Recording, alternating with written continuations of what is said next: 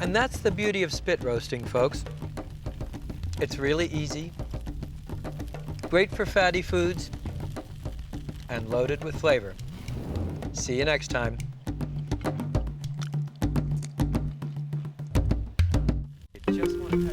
My goal is to celebrate the human experience in all of its distinctive, quirky, local magnificence. Because people are faced with the same set of problems. How do I master a live fire? How do I take the ingredients that grow well here? Applying the sauce too early. And people everywhere have created these incredible grilled and barbecued dishes. It's really a triumph of the human spirit. Like, I don't know how to cut it.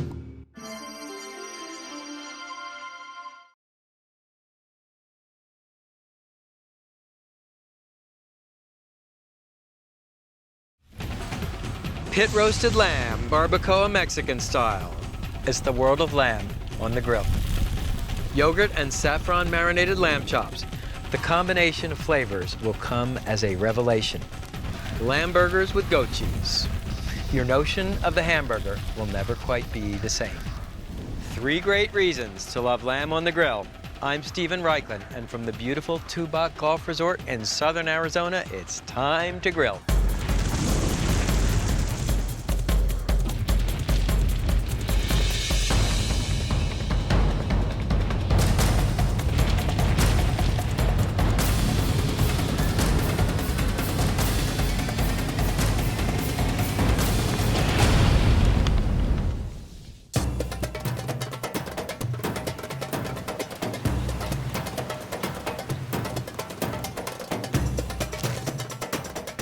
The statistics are in, and the winner is definitely not lamb. Americans consume less than 1 pound per person per year, but travel the world's barbecue trail, and on any given night, more pitmasters are grilling lamb than probably any other meat. To be an accomplished grill master, you have to master lamb. I first saw this dish at an incredible restaurant in Mexico City called Arroyo. And Arroyo is so large it occupies a whole city block. It has its own bullfighting ring. And the barbacoa is cooked in 4 gigantic stone pits at the back of the restaurant.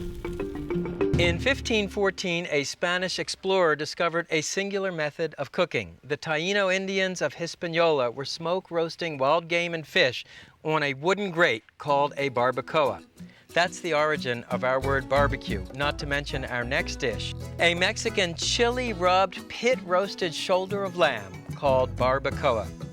And it starts with a shoulder of lamb and a spice paste. To make the adobo, combine chipotle chilies, which are smoked jalapeno chilies, guajillo chili powder, oregano, onion, chopped fresh garlic, allspice, cinnamon, and salt. Puree the ingredients to a smooth paste, adding distilled vinegar and water.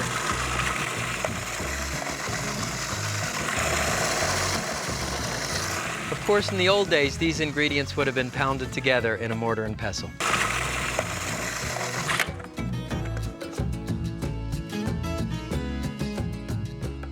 Spread half the adobo over the bottom of a boneless lamb shoulder roast. This one weighs about 6 pounds. Then turn the roast over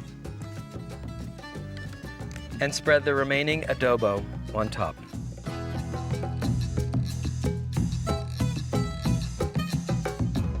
Mexican barbacoa is a little bit different than American barbecue. First of all, traditionally it's made with either lamb or goat.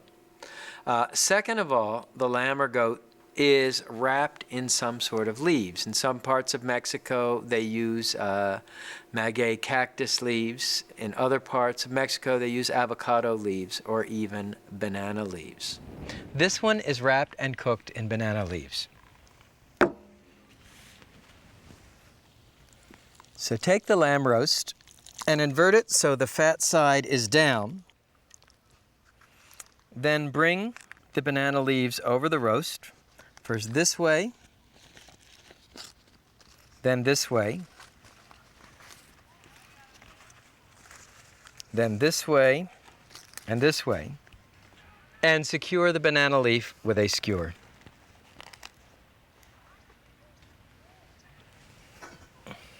Then place a wire rack on top of the barbacoa and flip it over. Don't worry if your banana leaves tear a little bit. That'll just let more smoke flavor in. Okay, the next thing that makes this dish so singular is that the lamb shoulder is actually roasted over a pan of soup, and the dripping lamb juices flavor the soup. It's called consommé, and it contains onion, carrot, zucchini, cabbage, rounds of corn, and bay leaves, and chopped fresh cilantro and epazote for flavor. Just mix these ingredients up. Now let me show you how to set up the pit.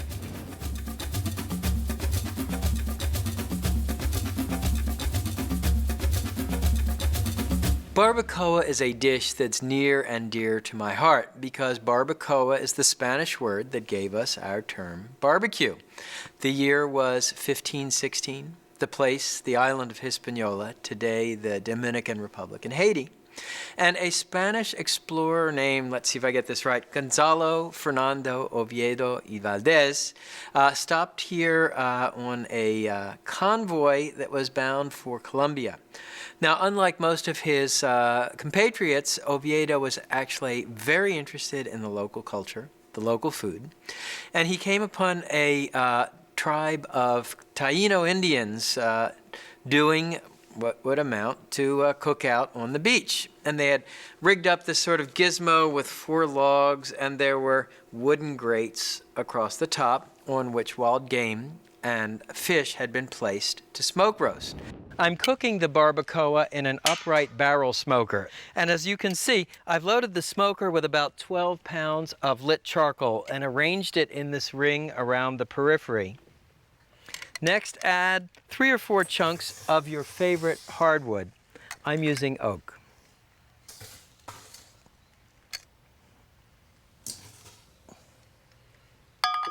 Insert the cooking rack. Next, place the ingredients for the consommé in the center of the smoker and add water to cover. Finally, place the rack with the barbacoa on top of the consommé. Now what's going to happen is the lamb is going to smoke roast in the banana leaf. The juices are going to drip into the vegetables in the consommé and make a soup to serve with the barbacoa. So finally,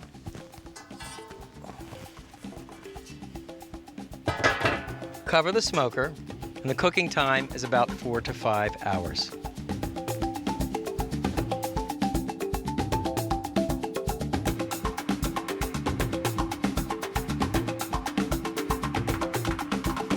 It's been 5 hours. The lamb should be ready.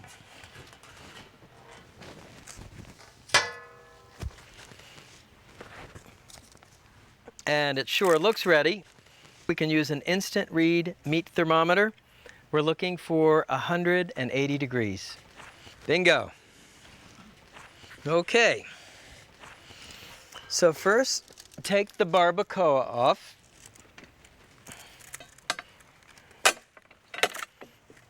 And set it on a tray to rest.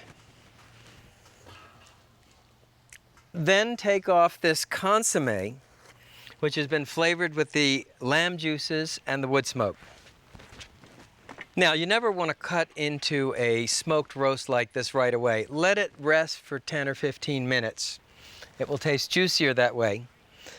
But we can start with the consommé, and the aroma is absolutely incredible.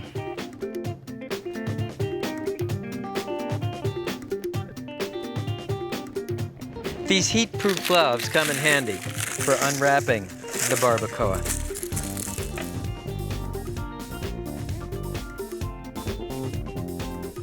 So let's see how we did. It slices beautifully. And check out this little smoke ring here. That's a natural chemical reaction when you cook meat low and slow in the presence of wood smoke.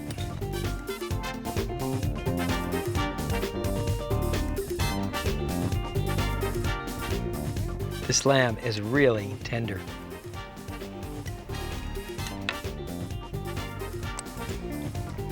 Smoke roasted soup.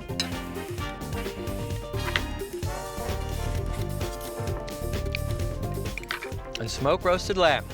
From barbacoa to barbecue, it's the world of lamb on the grill.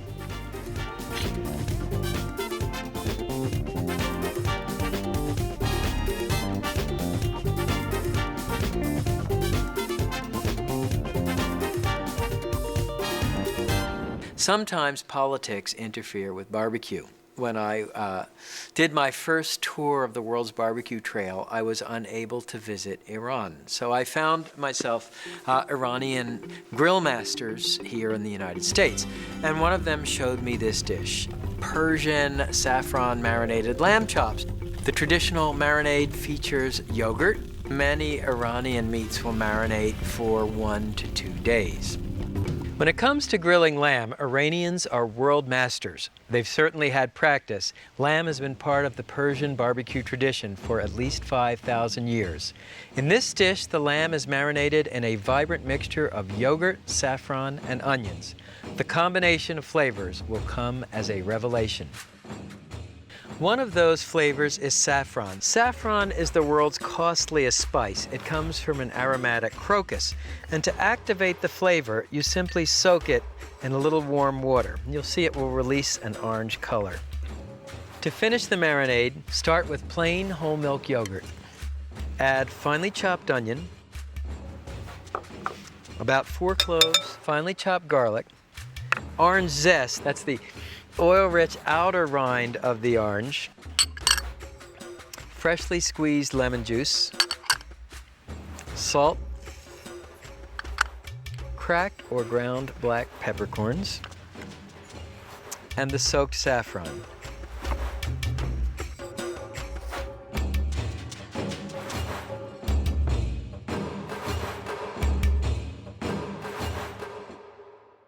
Now, for the lamb chops, 2 choices. I'm using loin lamb chops.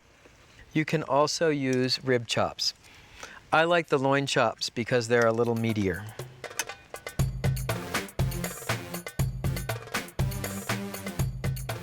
Finally, pour the remaining marinade over the tops of the chops.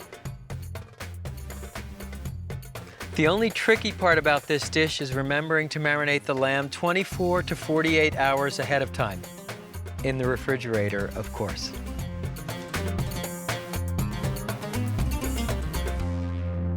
Before you start grilling the lamb, 2 final preparations. The first is a simple basting sauce. Consists of melted butter and more of your soaked saffron and a little freshly squeezed lemon juice.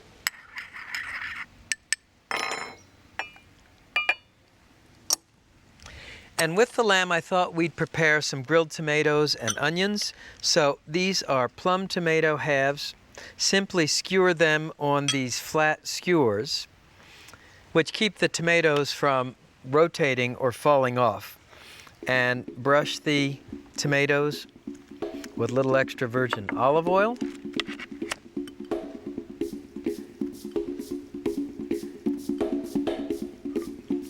And season with dried herbs. This is a mixture of rosemary, oregano, and dried mint. And while you're at it, you can brush and season these baby onions. Now let's take a look at the grill.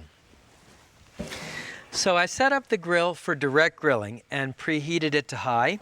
And you remember we have a little rule whenever direct grilling, we keep it hot. 1 Mississippi, 2 Mississippi. We keep it clean with a few strokes of our grill brush. And we keep it lubricated, either with a folded paper towel dipped in oil or else a half onion dipped in oil and drawn across the bars of the grill grate. Grill the vegetables first, and the reason I do this is the onions take a little longer to cook than the lamb, and also grilled vegetables taste great at room temperature, whereas the lamb should be served sizzling hot off the grill. Then put on the lamb chops.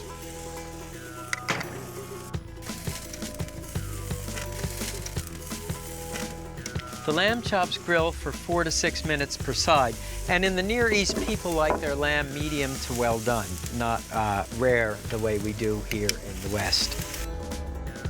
After a couple minutes, give each chop a quarter turn to lay on a crosshatch of grill marks.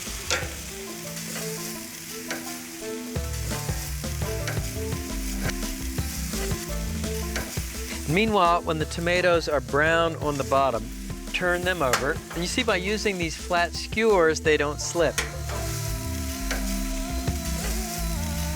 You should also turn over the onion. You're looking for it to be lightly charred too.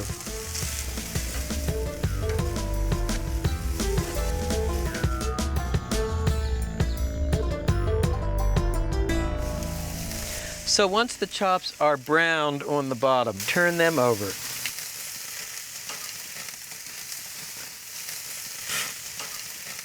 And at this point, you can start basting with that butter saffron basting sauce.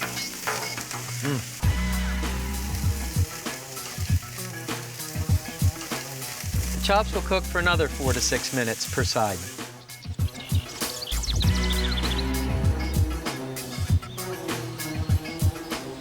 To test for doneness, we use the old poke test. Poke the meat.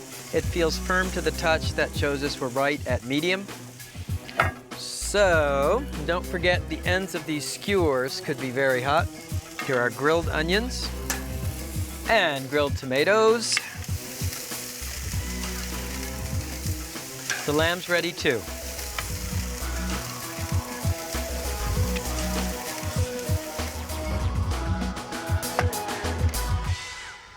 Saffron and garlic grilled lamb chops. It's a 5,000-year-old barbecue tradition.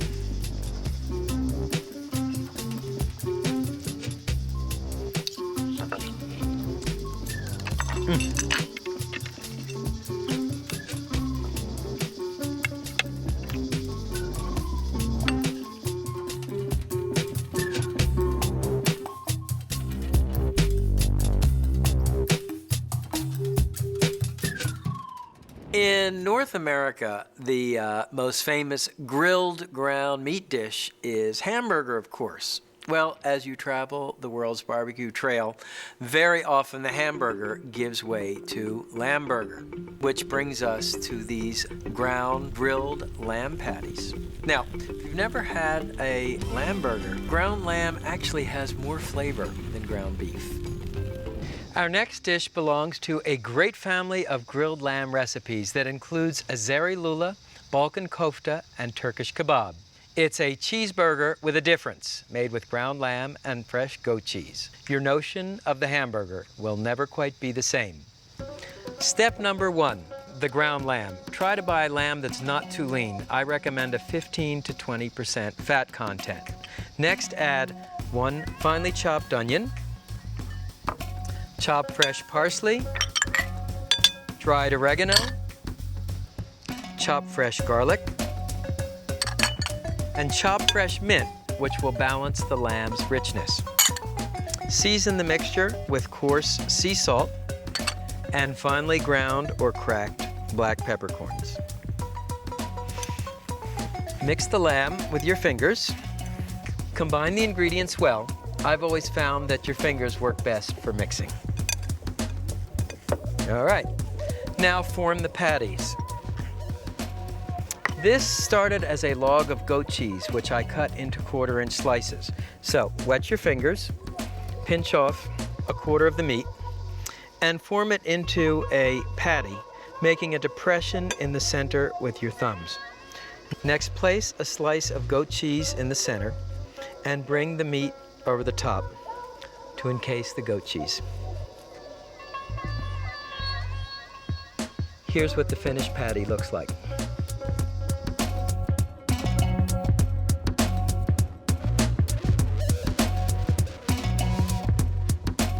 Now, you can grill the burgers right away, but they'll handle better if you refrigerate them for about an hour.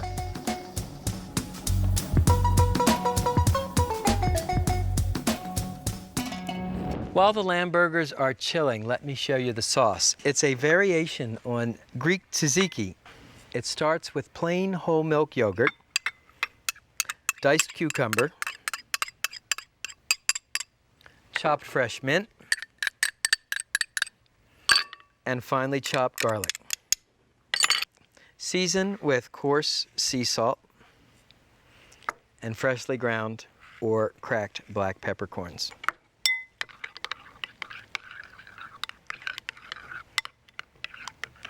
That's all there is to it.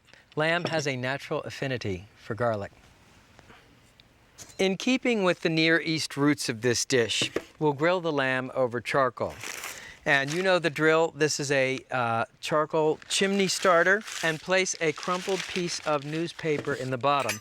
The cylindrical shape of the chimney funnels the heat upwards, lighting your coals uniformly. Let me show you the grill. It's already loaded with hot charcoal. So, as always, we start by cleaning. And you can use your oiling towel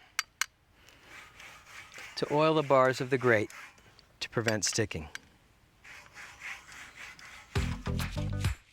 Put on the burgers.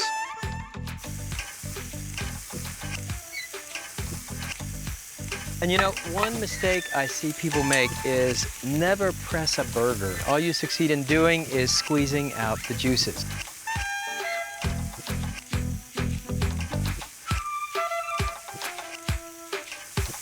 The burgers are ready to turn.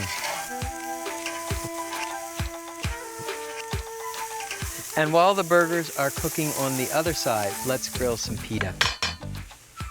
So brush the pita lightly with extra virgin olive oil.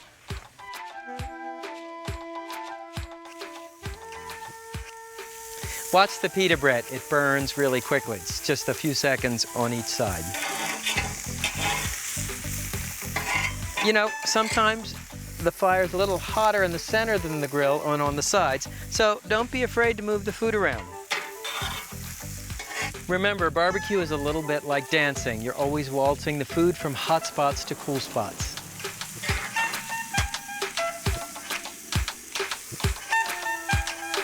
And one very important thing, folks, whenever you handle raw meat, be sure and sanitize your hands before you touch the cooked food. Okay. So the burgers are cooked. You can feel they're firm to the touch.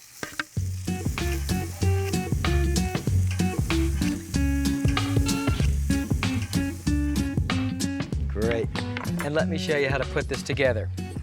Slice of pita, a burger, slice of tomato, some red onion, and a spoonful of our yogurt cucumber mint sauce. Fold it over. From the Near East to the Southwest, it's a cheeseburger you won't soon forget.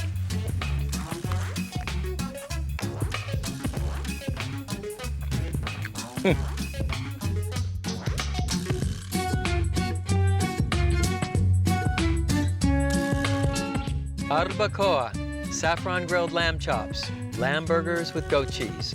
All great reasons to put more lamb on your grill. See you next time.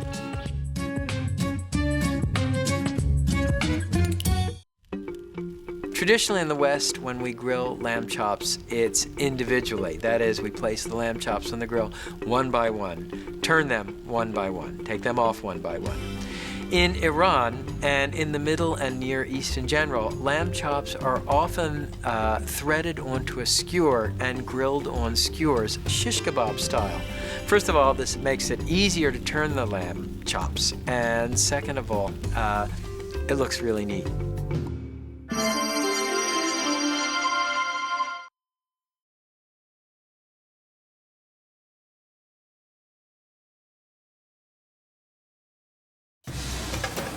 Lemon soy London broil. It's a touchdown hot off the grill. Barbecue shrimp. It's the start of a new tailgating tradition. And chili beer chicken wings. Bet you can't eat just one. Tailgate techniques from my barbecue playbook. I'm Stephen Reichland, and from the beautiful Tubac Golf Resort in southern Arizona, it's time to grill.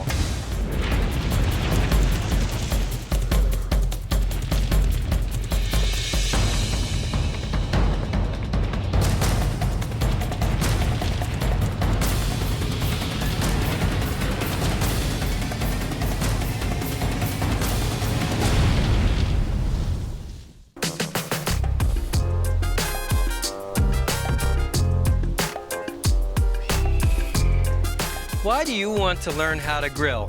To increase your knowledge? To delight your friends and family? I know the real reason you want to boost your barbecue skills, to show off at your next tailgate party. We've got some great dishes that are easy to grill in a parking lot and guaranteed to help you smoke the competition. First up, lemon soy London broil. One of the things that makes a barbecue satisfying is that it is a communally shared meal. It probably harks back to the days when our ancestors went hunting as a tribe and then divided up the spoils as a tribe. And I think that spirit comes through a little bit when you cook a large slab of meat, thinly slice it, and then serve it to everybody at the party. Let's start with the marinade. 1 onion finely chopped, the juice of 2 lemons, and rind of 1/2 lemon.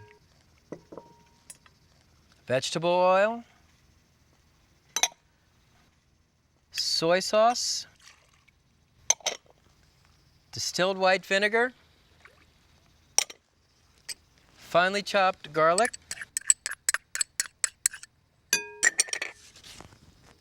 ground coriander, crumbled bay leaf, and black pepper. Whisk the ingredients to mix. Then pour 1/3 of the marinade over the bottom of a baking dish.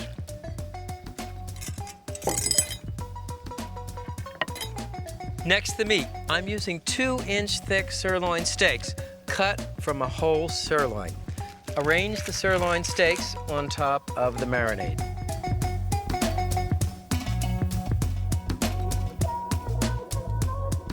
Finally, pour the remaining lemon soy marinade over the steaks.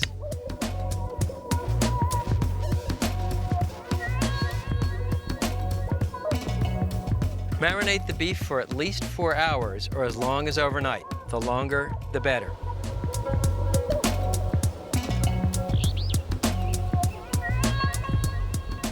I get a lot of mail on our website, and people write in with their problems. And interestingly, grilling the perfect steak is one of the things that people seem to have the most trouble with. And it's an absolutely core, essential skill. It's almost like walking. While the meat is marinating, let me show you how to make some scallion sesame garlic bread. To a couple of sticks of hot butter, add chopped garlic, finely chopped scallion, and white or black sesame seeds. Stir well. And brush the tops of the half breads with the garlic sesame scallion butter. This is going to go great with the London broils.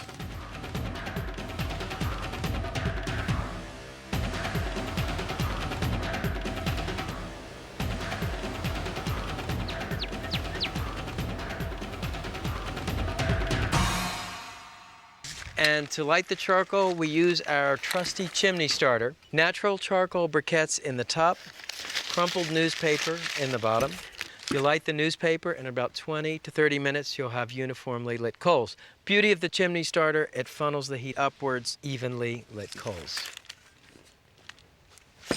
And if you take a look over here, I have 2 chimneys with lit coals already. I'll just dump out the coals.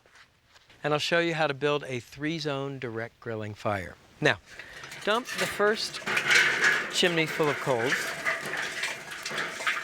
on one side of the grill in a double thick layer. take the second chimney's worth of coals and dump them out in a single layer. And if you need to, you can move the coals around with your simple garden hoe. The idea here is we have a double thick layer of coals for searing, a single thick layer of coals for cooking, and a coal-free or safety zone where we can move the food if we start to get a flare-up. Put the grill grate in place.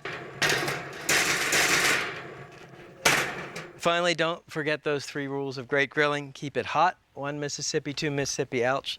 Keep it clean. Brush the top of the grill grate and oil the grill grate with a cloth grill oiler or a folded paper towel dipped in oil and drawn across the bars of the grate. Here are some London broils I marinated overnight. Just grab one, drain off the marinade, and lay it on the grill grate. Cooking time is about 6 to 8 minutes per side.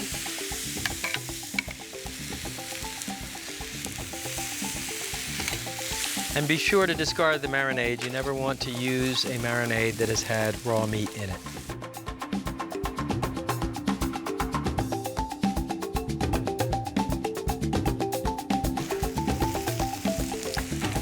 So give each steak a quarter turn to lay on that crosshatch of grill marks. And remember, the grill may be hotter in the center than at the edge, so don't be afraid to rotate the steaks so that each cooks evenly.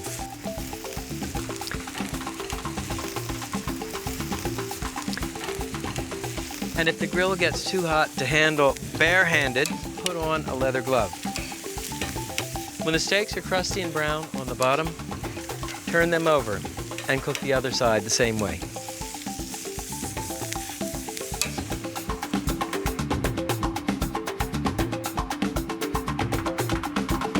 Lemon soy grilled sirloin.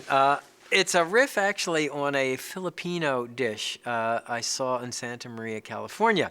I'd gone to Santa Maria to learn about tri-tip, which is their unique triangular shaped piece of sirloin that is kind of the national barbecue, the official state barbecue in Southern California. And these guys used Filipino seasonings. Let's see, there was soy sauce, lemon juice, and then the whole lemon rind cut up and diced and added to the marinade.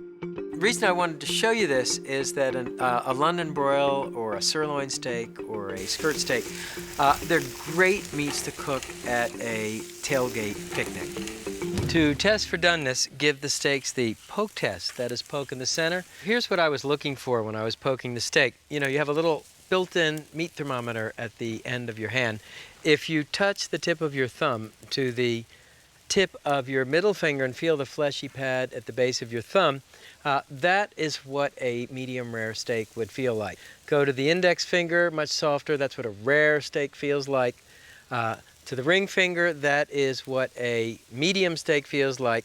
To the baby finger, hard and springy at the base of your thumb, that's a well done steak. Of course, that's not something we want to do. So I'll pull the steaks to the safety zone to keep them warm while you grill the garlic bread.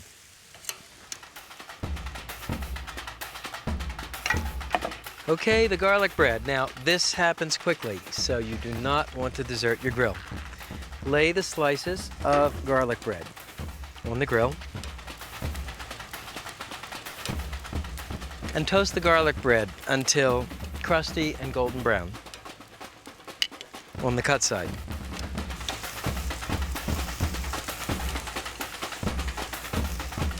And I cannot emphasize enough the importance of having a safety zone. You can see I'm cooking a lot of food, but since I have a safe place to move it without fire, I'm very relaxed. My most memorable tailgating experience took place at the Buccaneer Stadium in Tampa, Florida. And I was part of someone's television dream come true. The guy was flown in, and I taught him how to grill at a tailgate, and there were 2 Hall of Famers that taught him how to toss a football. Okay, so the London broil is ready, and I'll transfer it to a cutting board.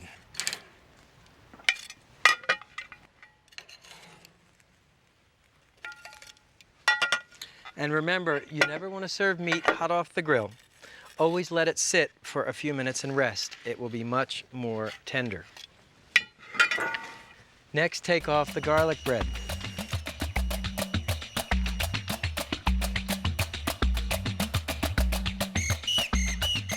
There's one additional dish on the table now. This is a cucumber sesame salsa to be served with the lemon soy London broil. Let's see how we did here.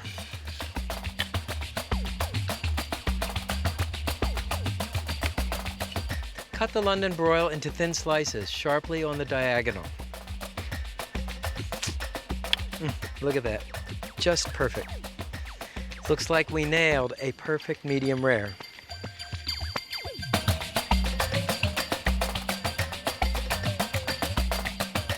Use a wide spatula to transfer the meat to the platter.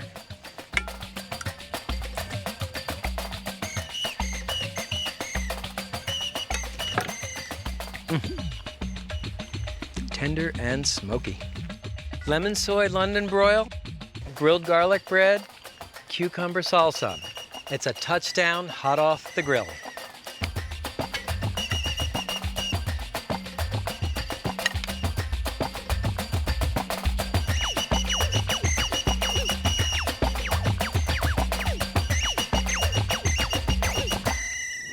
Buffalo wings are an American sports bar classic. What I wanted to do here was create a seafood version, a barbecue shrimp that was hot smoked on the grill.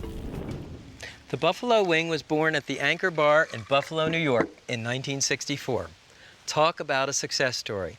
Well, the combination of butter and hot sauce set me thinking about seafood. And why bother deep frying when you can smoke roast it on the grill? Here's a barbecue shrimp, and I venture to bet you'll be the first tailgater on the lot to serve it. First, the shrimp. These are U10s, which means there are only 10 shrimp to a pound. Ask your fishmonger to peel and devein the shrimp. Now, the marinade is really simple. It starts with your favorite hot sauce. I'm using a Chipotle hot sauce. Then add lemon juice, vegetable oil, Worcestershire sauce, chopped fresh garlic,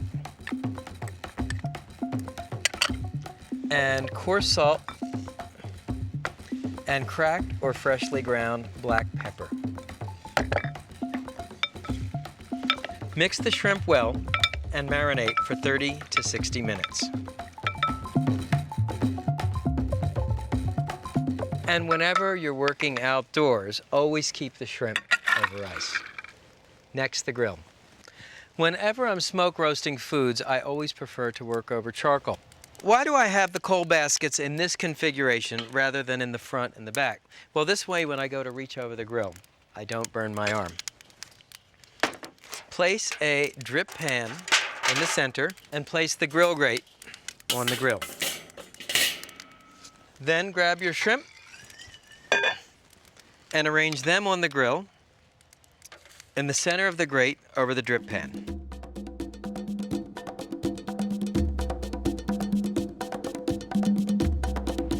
Can grilling make an ordinary cook extraordinary? Well, I sure like to think so, but you have to know what you're doing. And a lot of people confuse grilling with burning. Okay, grilled food is great, burnt food is not so great. This is kind of more a male syndrome, by the way, than a female syndrome. So what we try and do at Primal Grill is teach you how to grill food, not burn it.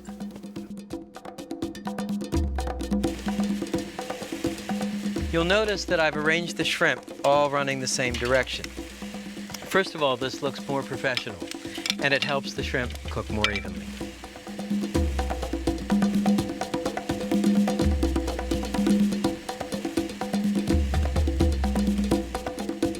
Finally, add a tongue full of your favorite hardwood chips to each side.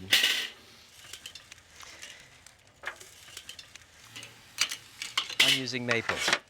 Place the lid on the grill and arranging the vent holes directly between the two mounds of coals.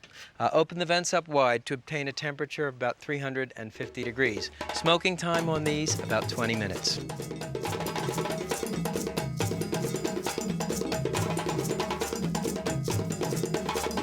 Grilling is almost universal. You find people cooking food over live fire virtually everywhere in the world. However, true barbecue, that is smoking foods over a low heat for a long time, is a distinctively American technique. It's really only found in North America. There are just a couple more things you need to do. First, make the finishing sauce equal parts melted butter and hot sauce.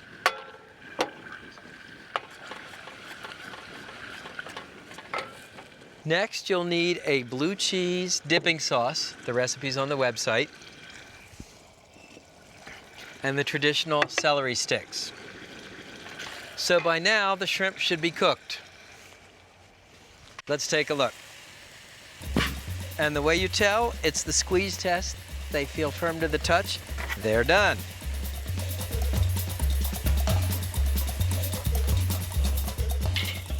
You don't need to be too fussy about arranging these on the plate.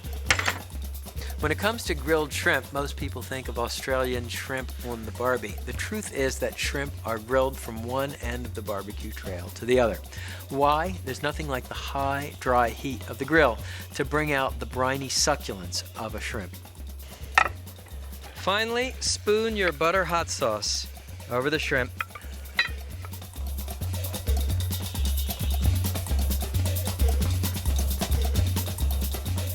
And if you like, sprinkle with a little cilantro. Barbecue shrimp. It's the start of a new tailgating tradition.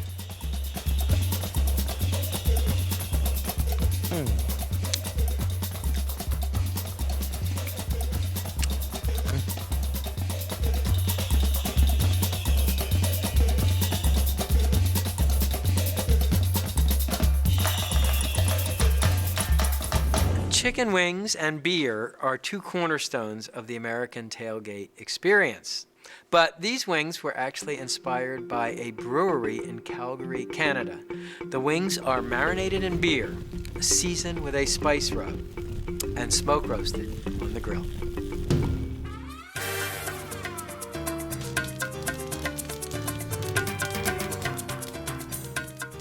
Chicken wings are perfect for tailgating, possessing a crackling crisp skin, moist meat, in a package small enough to eat with your fingers.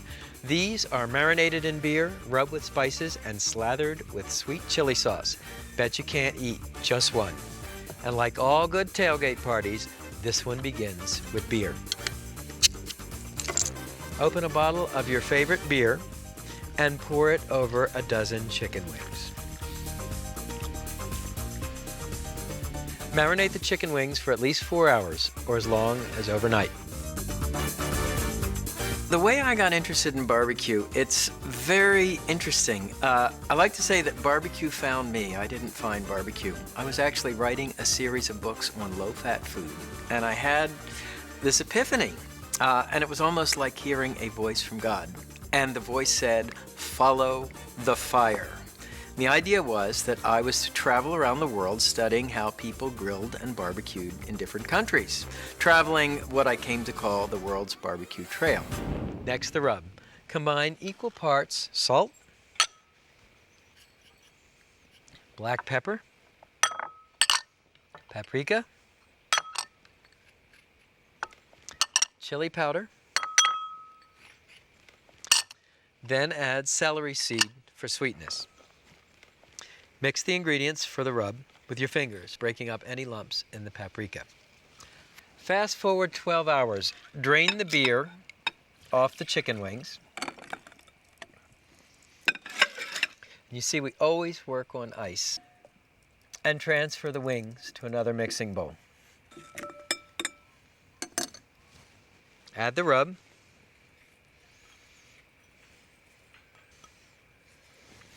And a tablespoon of oil, and toss to coat the wings on all sides.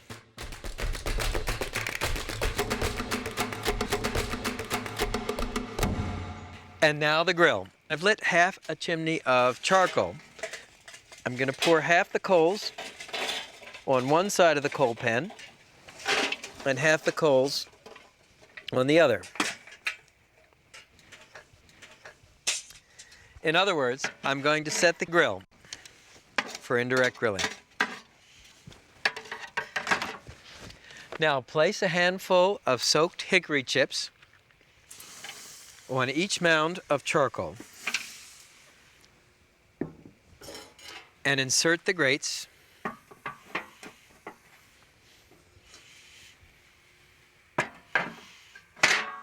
and you're ready for business. Arrange the chicken pieces in the center of the grill, away from the direct heat, meaty side up. That way, as they indirect grill, the melting fat will baste the meat.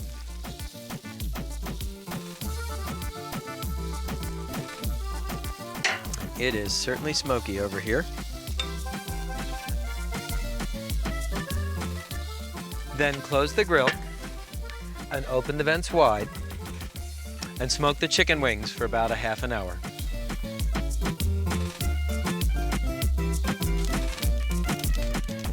Halfway through the grilling process, baste the wings with melted butter.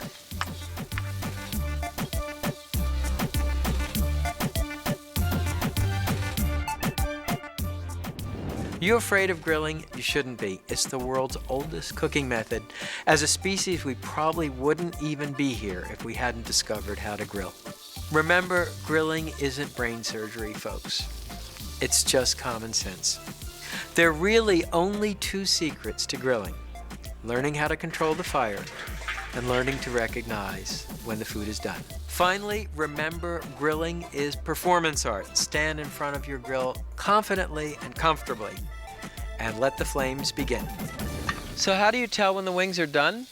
Well, make a tiny slit in the thickest part of one of the drumettes and check to see that there's no redness at the bone. These wings are ready.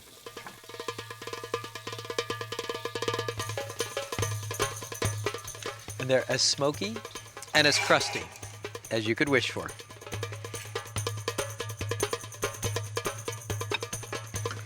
And just before serving, spoon sweet Thai chili sauce over the wings. Then sprinkle with finely chopped peanuts or pistachios.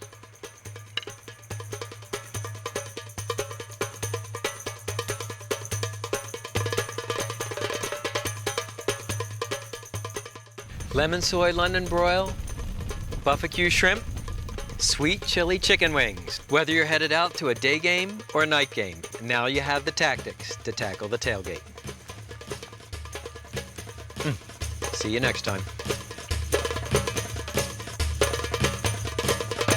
Tailgating craze represents a confluence of three uniquely American pastimes: football, cars, and barbecue. And they come together in the parking lots of football stadiums around the country. They are really something of which we Americans can be very proud.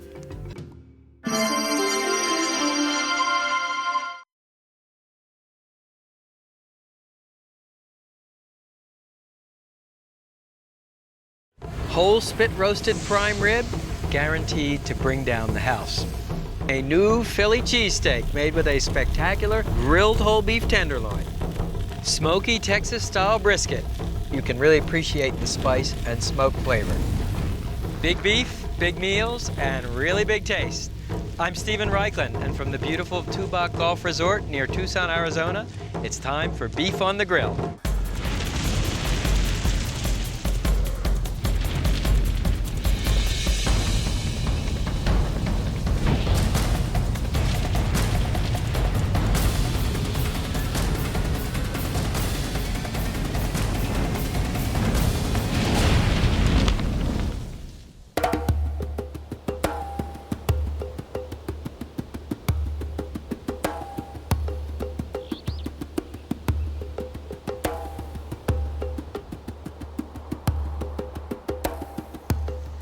Size really does matter. Every aspiring grill master should know how to tackle the really big cuts of beef. Brisket, prime rib, and beef tenderloin. Big beef, like big game, will impress the hell out of your friends and family. Are you up to the challenge? Well, when it comes to barbecuing and grilling, the last place on the planet you think about is England. A, because they don't have a barbecue tradition, and B, because it rains so much. But they do have a fabulous big beef dish, and it is prime rib with Yorkshire pudding.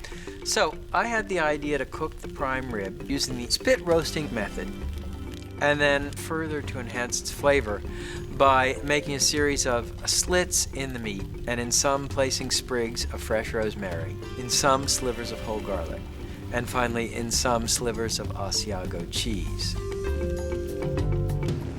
Half the secret of mastering the grill is learning the art of showmanship. Few dishes are more spectacular than a sizzling, spit-fired rib roast. This is a 14-pound full rib roast. And there's a strip at the bottom called the lip. It's mostly fat, so you want to ask your butcher to remove it. Now you can see I've laid out 6 strings parallel to one another, and you'll see why in a moment. Arrange some fresh rosemary sprig on the strings, 1 row every 4 inches. Then place your rib roast on top of the rosemary.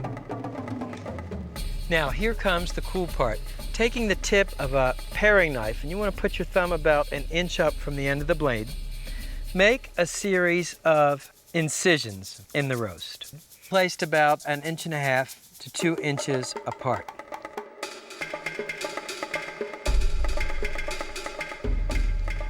Then cut whole garlic cloves in halves or thirds.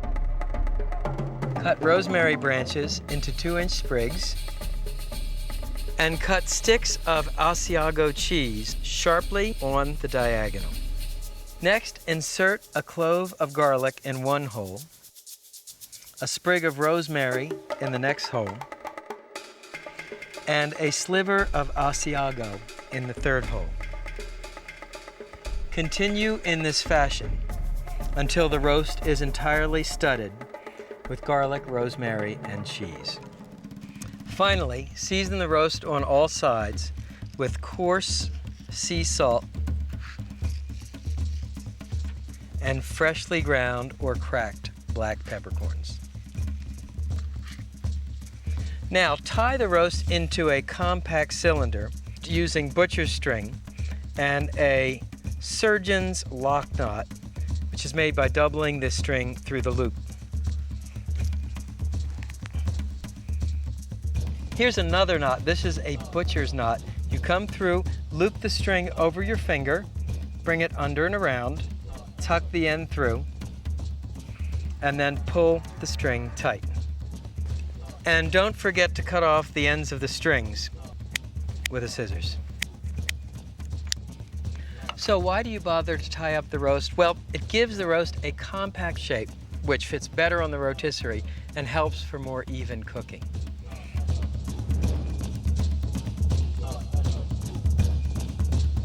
There are just 2 things left to do. Put the spit in the roast,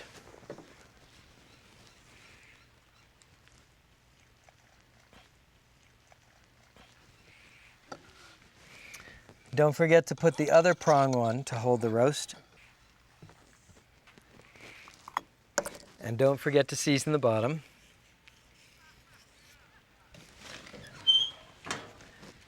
And put the roast on the grill.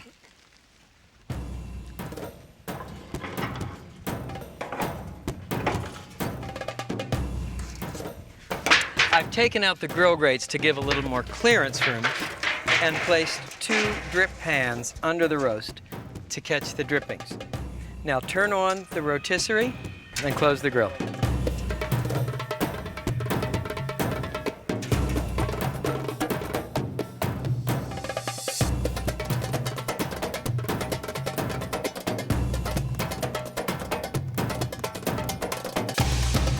It's been 2 hours, and check out our rib roast.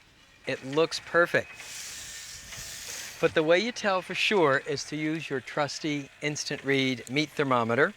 We're looking for an internal temperature of about 125 degrees. That's rare. So insert it in the roast, midpoint but not touching the skewer. Bingo, we're at 125.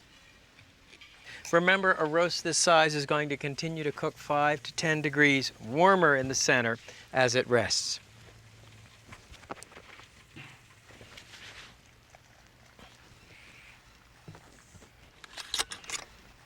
Using your tongs, you want to pull out the turn spit, and you want to let this roast rest about 20 minutes. The meat tenses up during the cooking process, and if you let it rest, it will relax, and you'll find it'll be much more juicy. While the roast is resting, you can cut off and remove the trussing string. Ditto for these stalks of rosemary. And this is going to be a very long 15 minutes.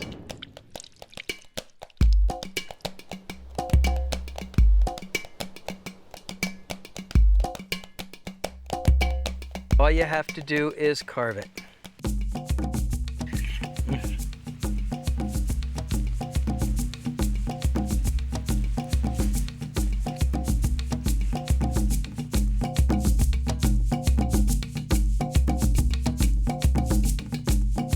Two more important statistics. One, this was a 14-pound rib roast. Two, it will serve about 20 to 22 people. And with the beef, a rosemary peppercorn sauce. The recipe's on our website. So here you have it. A sizzling spit-fired rib roast stuffed with garlic, rosemary, and Asiago cheese.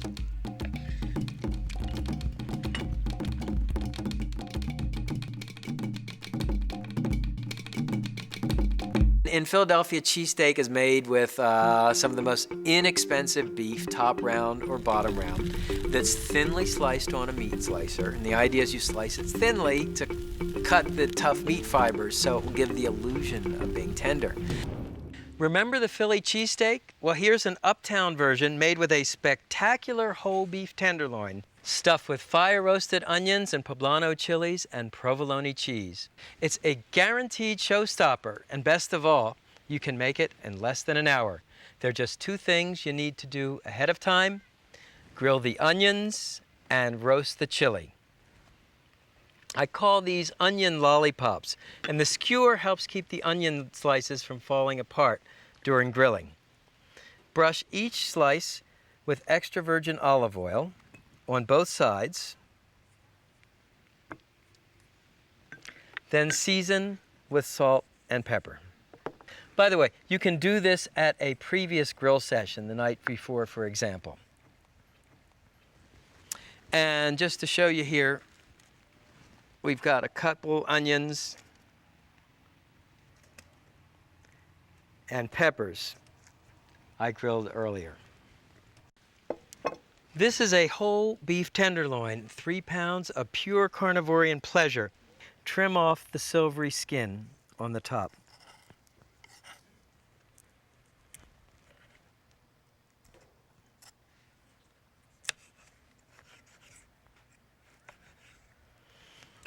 By the way, when you sharpen a knife, never do it directly over the meat. You don't want the metal filings to drop on the meat. Okay.